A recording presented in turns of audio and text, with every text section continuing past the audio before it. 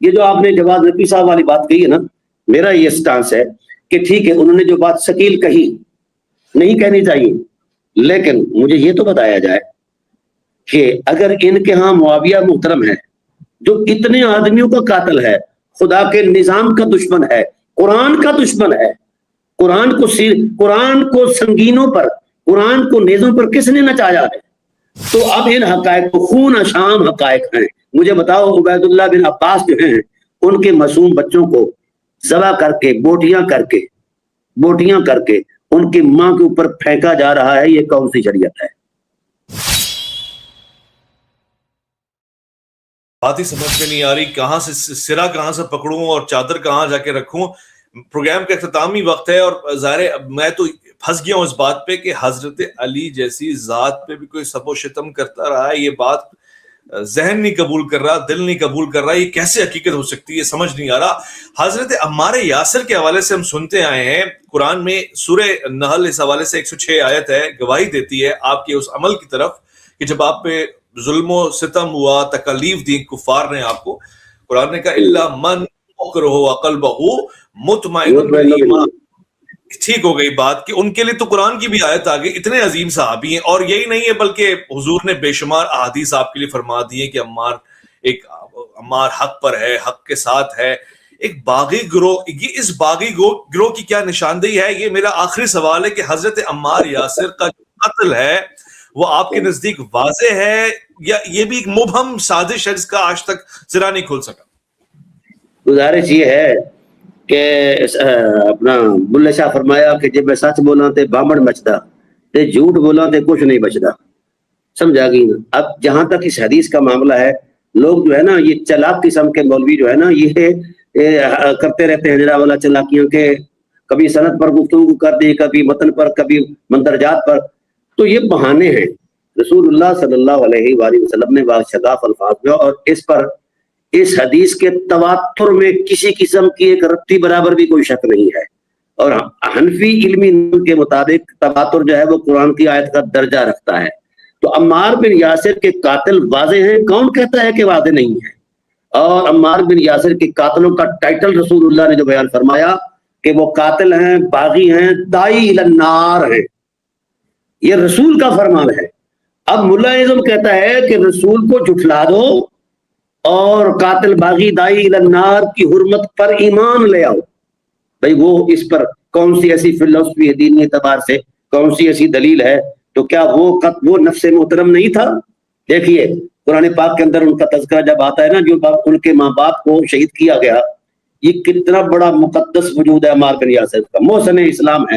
حضور نے فرمایا یہ سر سے لے کر پاؤں تک ایمان ہی ایمان ہے، یہ کبھی جھوٹ نہیں. یعنی جتنی پذیرائی رسول فرما سکتے تھے ان کی فرمائی. اب یہاں جو ان کے معاملات تھے نا بڑے عجیب ہے، قرآن کریم کا تکلم بڑا عجیب ہے. جس وقت آپ کے ماں باپ کو ذبح کیا گیا تو آپ کے حواس قائم نہ رہے، تو کفار جو تھے وہ آپ کو بھی مار رہے تھے. تو جس وقت بندے کے حواس قائم نہ ہو تو شریعت خاموش ہے. اس وقت آپ کے منہ سے کوئی نہ گفتگو کلمہ نکل گیا تو قریب سے کوئی صحابی گزر رہا تھا، اس نے جا کر رسول اللہ صلی اللہ علیہ وسلم کو بیان کیا کہ یا رسول اللہ عمار جو ہے وہ دین سے برگشتہ ہو گیا ہے اور یہ باتیں کر رہا ہے. آپ نے فرمایا میرا دل اور میرا یقین جو نبوی ہے وہ تسلیم نہیں کرتا کہ عمار جو ایسی بات کہے، کیونکہ اس کے من میں رہتا ہوں، اس کے دل کی دنیا کا میں تاجدار ہوں.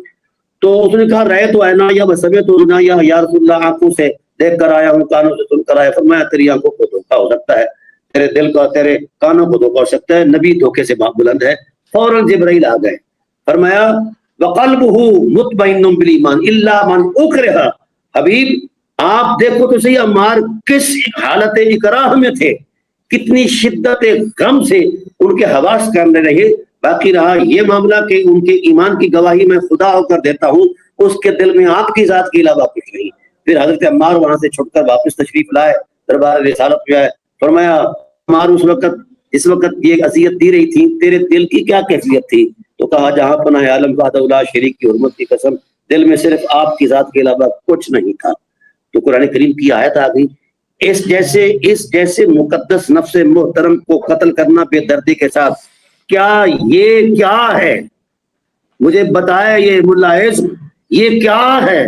یہ صرف ایک جنگ معاملہ تھا؟ کہ اقتدار کے لیے اتنا مقدس وجود، اتنی قربانیاں اور اتنی شخصیت کو مطلب ذبح کر دیا گیا. پھر وہ ذبح پر جھگڑا ہوا کہ میں نے قتل کیا، میں نے قتل کیا. جس وقت معاویہ کے پاس لے کر آئے جناب والا، وہاں یہ باتیں شروع ہو گئی تو ان سے کہا گیا کہ آپ رسول اللہ صلی اللہ علیہ وسلم کی پیشگوئی کے مطابق باغی قاتل دائی النار کا ٹائٹل آپ کے ماتھے لگتا ہے. تو وہاں بھی انہوں نے چلاکی کرتے ہوئے کہا کہ جناب ہو یہ تو علی اس کا قاتل ہے وغیرہ وغیرہ. تو اب یہ چیزیں کون برداشت کرے؟ صاحب شعور، صاحب عقل.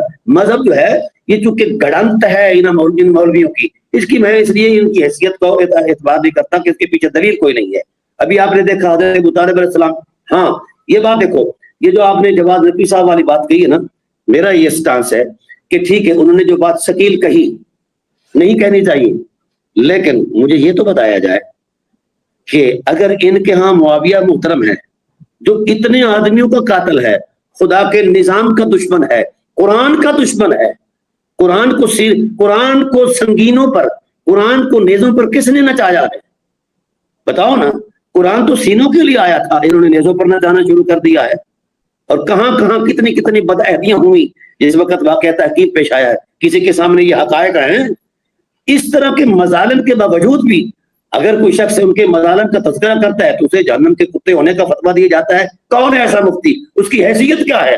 اس فتوے کے پیچھے، اس جعلی فتوے کے پیچھے ہے کیا؟ کوئی دلیل ہے؟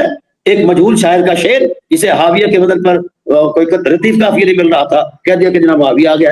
وہ بھائی پیچھے تو دیکھو، کوئی خدا کا خوف کرو. تو میرے مطلب ہے کہ اتنے مقدس ذات کی اتنا ظلم کیا گیا تو اس ظلم کا کون ذمہ دار ہے؟ حضرت عثمان کا قصاص تو نظر آ رہا ہے صدیوں سے، یہ قصاص کس نے دینا ہے؟ اتنے ہزاروں آدمیوں کا قصاص کس نے دینا ہے؟ اس کا ذمہ دار کون ہے؟